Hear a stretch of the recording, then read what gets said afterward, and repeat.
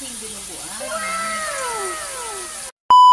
So guys, for today's video ko ay nagluluto ng dinuguan. Kasi gusto kong kumain ng dinuguan. Kapag yan ako, kapag ano gusto kong kainin, noong wala akong pera, kapag may pera ay talagang binibili ko yan. So ang lalagay ko ay laman. Ayan. Hindi yung nangangarap ka nang wala kang pera na gusto kumain ng masarap. Pagdating na may pera na, kalimutan na yung gusto kainin na masarap, ayaw na magbitaw. Ayan, gisa-gisit Sam. Ito ay laman ng pigi. So binabad ko muna siya sa suka, asin at paminta. Then ginisa ko. Ayan, pakuluin muna natin. So pwede na siyang haluin. So binababad ko siya sa suka para manuot yung lasa ng suka sa karne. Tapos lasang-lasa ng suka yung dinuguan yung gusto ko. Ako po ay Bicolana, so ang dinuguan ko ay may gata. Bango. So tatakpan ko muna siya. So tingnan ko na. Ayan, tumukulo na. Lalagay ko na ang gata. Ako naman gata.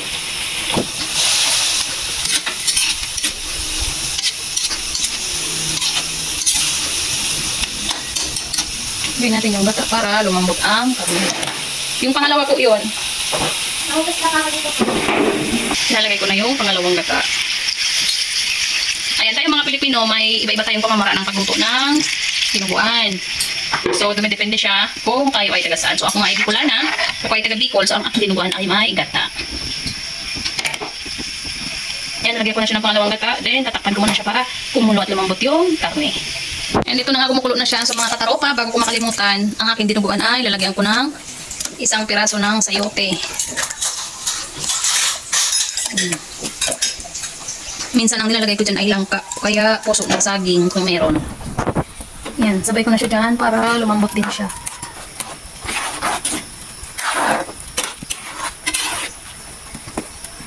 Madali lang naman palambutin itong laman na nabili ko kasi hindi naman siya majonda.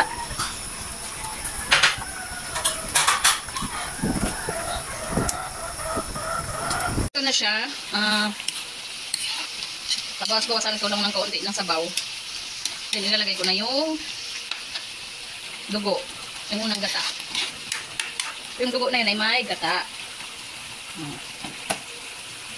So sa paglalagay ng dugo, consider hinaan mo yung apoy or patayin mo para hindi siya mamuo. Halo-haloin mo lang siya. Ilagay mo. So ngayon, ilalagay ko na siya.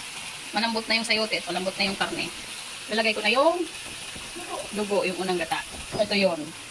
So, ilalagay ko na siya. So, papatayin ko muna yung apoy niya. So, ito pinatay ko na yung apoy. Then, ilalagay ko muna yung dugo. And, imimix ko siya bago ko bubuksan yung apoy.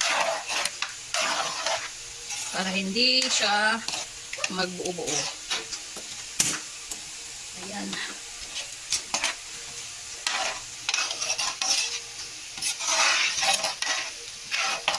So, mahinang apoy na lang.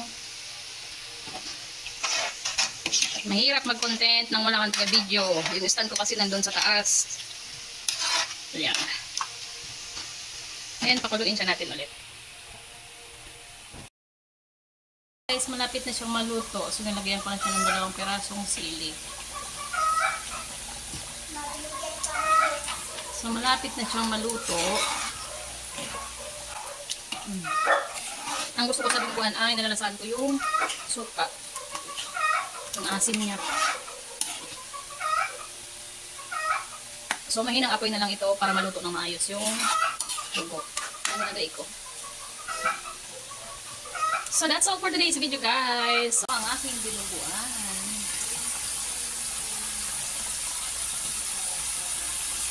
Thanks for watching.